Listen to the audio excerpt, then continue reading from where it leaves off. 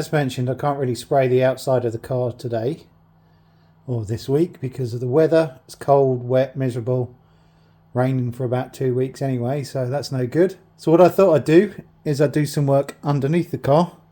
As you can see, a lot of this is corroded, and especially these brackets here. This one here, you can see just to the left of that brace, you can see really rusty. I do need to replace that. And then going across here, there's actually a hole there. You see where the light, center of the light is, there's a hole there in this subframe, and over there there is, yeah, that's pretty corroded too. Not as bad as the other side, but we'll take it off and clean it all up and see how it goes. Now, as you can see, I've started taking, I've taken this bit off, one of these supports. I'm going to have to take them both off. You may remember I had to change the lowering springs from the front because I couldn't, one cracked and one snapped, I should say, and I couldn't get hold of replacements, the correct replacements. They don't make them anymore. So the only thing I could do was to buy some lowering springs from Adamesh. So I do need to get in there and change those springs. Now that I've seen all this rust under here as well, I'd like to clean up the rest of it. Those, I suppose this that's going to undo nicely, is it, that exhaust? But the next ones along, these look okay. So I sprayed those with some penetrating oil, so hopefully they'll come off easy. I have marked up the prop shaft. You can see that. So I'm going to try and either take off this bracket here at that point there, take that clip off.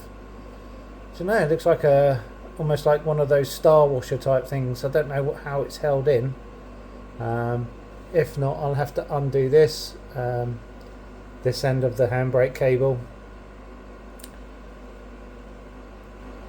Yeah, that'll be fun, but I think it's got a load of goop all over it, so maybe the thread underneath will be fine. So undo that, release the handbrake, undo this exhaust and that exhaust, undo those so we can separate it at this point. Looks like there was a little blow over there on the left hand side, so hopefully they'll release, and then, because I already have the rest of the exhaust off anyway, you can see there I have the rest of the exhaust off, so undo that, undo the prop shaft, split the exhaust pipe. Then I have to undo the bolts at the very top of the springs. You can just about see through there. And then there's a support bar. Can you see it from this side? So on here, so obviously there's the spring there. So get those bolts off of there, and get this big bush out at each side. Then obviously these at the back as well. So yeah, the idea is to get rid of the things holding it up, most of them anyway, at least loosened off. And then what I can do is I can lower it down on the ground and then raise the car, undo the bolts the full way, and then lift the car up and leave the subframe on the ground. That's the plan. And now I can tell some of these bolts are going to be a bit of a pain, but let's see how we get on. So to solve the problem of moving the rear subframe around, because it's stonkingly heavy, what I've done is I've bought some caster wheels here. Bought these. I'm just going to mount them on a piece of OSB, 50 centimetre square, and then what I'll be able to do is to lower it down onto that and then wheel it around to clean it all up, paint it, put it back together again, and refit it once it's all done. So with the magic of YouTube, so hey presto, there you go. 4 casters, 2 of them have got brakes on. They were just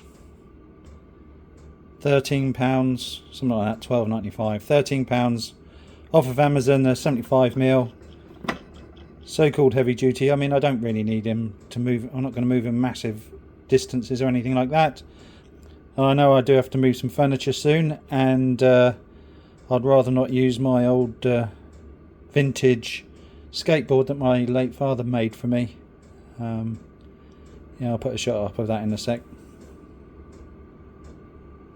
This is the other side. I just used penny washers and the bolts that came with the casters themselves. So now we've got somewhere to lower it onto. I'll probably need some, I don't know, 4x2s or something, 4x4s, just to fill up the gap between the ground and the bottom of the subframe when it's at its lowest point. So what I've discovered is that the bolts to hold these on, they'll come off easily enough. So do the bolts holding the springs up at the top. However, these here, this bush here goes through to what looks like some kind of, let's see if I can get some light on it. There you go. So here, this kind of captive nut, and no doubt the bolt itself will not turn. So I'm probably going to have to cut here and here to get this out. So that's a bit of a problem. So one thing I was planning on doing is I'm going to loosen this off, which is already loose, but I'm going to loosen this off and put a strap over the middle and tighten this back up again, and then take a strap down to the drive shaft just here, so that then I've got something to stop it from falling down, because it's very heavy and I do not want it to fall down. So now I can remove all the other awkward bolts and then lower it down, release the strap, take the car up and leave the subframe on the floor. So I'll just put some straps around there. Those bolts are tight at the top of that bump stop, and it goes round over the hub, the back of the hub here. So, you know, it's very unlikely that's going to drop or fall out, I should say. I do have to take the brake pipe off. I've disconnected the ABS sensor, but the brake pipe's going to have to come off, but that's going to be messy, so I'm going to do that at the last minute. Exactly the same on the other side. All the bolts underneath the this foot, as it were, all of those are loose, and these mounting ones. So basically I can just undo those, but it's just this rear mounting. It's going to be a pain. I am going to have another go at getting those bolts off. I did try and find some. You can't buy those bolts from Jaguar, so I was just going to buy some M12 bolts elsewhere. But it does have a washer welded to the top of it as part of it. I don't think it really matters. I'm sure I can just buy an M12 bolt with a washer and do that. And basically, I think on the back end here, I'll probably have to cut that off as well, and we end up with a lock nut on the other side. There are other bushes here. I could undo that probably, but then I've got to get this bolt out, and there's a metal plate right behind it, so I'm not going to have enough movement to get that bolt out, so there's no point. We're just back to this one up the top here again. Okay, so here is the suspension, rear suspension complete on the floor. Was a bit of a battle. Just point out a few things. Yes, I did have to cut this bolt here. There's like a clip over captive nut type thing here. We're going to have to replace that. Some of the things you have to worry about when you're lifting is obviously you've got the ABS sensor and the brake line, both sides of course. Basically what I did is cut a finger off of one of my rubber gloves and a tie wrap to block that off. This is the ABS sensor. I did have to loosen the join that's in the pipe here, but there wasn't enough movement to get it off, so I had to take these joints off. Problem with those is they're, like, as you can see here, totally corroded. There was hardly anything of that bolt left holding the top on, so as soon as I cut the bottom one, the other one snapped off. I did loosen off the handbrake. You can see the handbrake sort of semicircular bracket there, so I loosened that off enough to get, or well, took it off so that I could get the cable that goes to both. Where is it? There it is. You can see it just about here. Here it is, there. So I basically made sure that was loose so that I could get, that would drop down. It's also because I've got the CATS suspension, the top of the springs have, or top of the shock absorbers have electric connections. I have to make sure those are off both sides. Yeah, it was somewhat daunting, of course, but you know, those straps, you know, using these straps around the bump stop, holding that on, gave me some kind of confidence that it wouldn't fall down. So what does it look like now it's down? Well, we can certainly, you know, take some of these bits off and clean them up. We need to change these bushes now.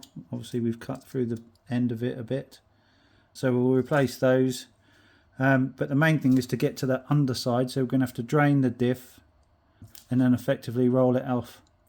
My little table, you can see down there the casters, you know, we can, there's not much, you know, that moves quite easily now, so we can get that out. Might even use the engine lift to help me roll it, because I guess this is a breather on the top. Not quite sure what that's. Yeah, it's a breather, isn't it? So yeah, we'll drain the diff. You know, it'd be good to change the fluid anyway. So drain the diff, roll it back on its, you know, roll it this way, so that I can get the bottom off, the lower subframe mounting. You see up there, we're going to have to do some repair up there. Same on the other side. So yeah, that's not the end of the world. And then lots of cleaning up and de-rusting, as it were, and getting back to some kind of protected surface all over. But you know, it's done. Well, it's now down. That was the main thing. So basically I loosened everything. I did support, when I was cutting this bit up here, you know, that when I was cutting this bush, I did have a piece of wood over there, you can see, that was on the jack up here supporting the back of it, so that took all the tension off anyway, as I was cutting this piece, both sides. And then, you know, I lowered it right down onto the little stand I've made, because everything else was loose. You know, very carefully undid all the other bits, most of which just came out simply, and that is it really. There is a cable here which is to do with the leveling, so it's for like headlight leveling, and so that's actually on the cage in here, so you basically have to get that off as well. That was a bit of a pig, but I've done that, and so once it was all loosened, lifted everything up, and checking, you know, constantly that nothing was getting ripped off and things. You know, the exhaust is just held off. You know, the prop shaft can't drop anymore, so I just held the exhaust so it's not like hanging all the way down on the exhaust bracket. So yeah. So now we need to clean up all under here, repair under there, and repair the subframe if possible. If not, replace it, replace these bushes, and then, you know, give it a good tidy up. Oh, I also have to replace the springs, of course, with the lowering ones, hoping it's going to be slightly easier with it out rather than struggling up in there. But yeah, that's it for this episode. See you in the next one. Thanks for watching.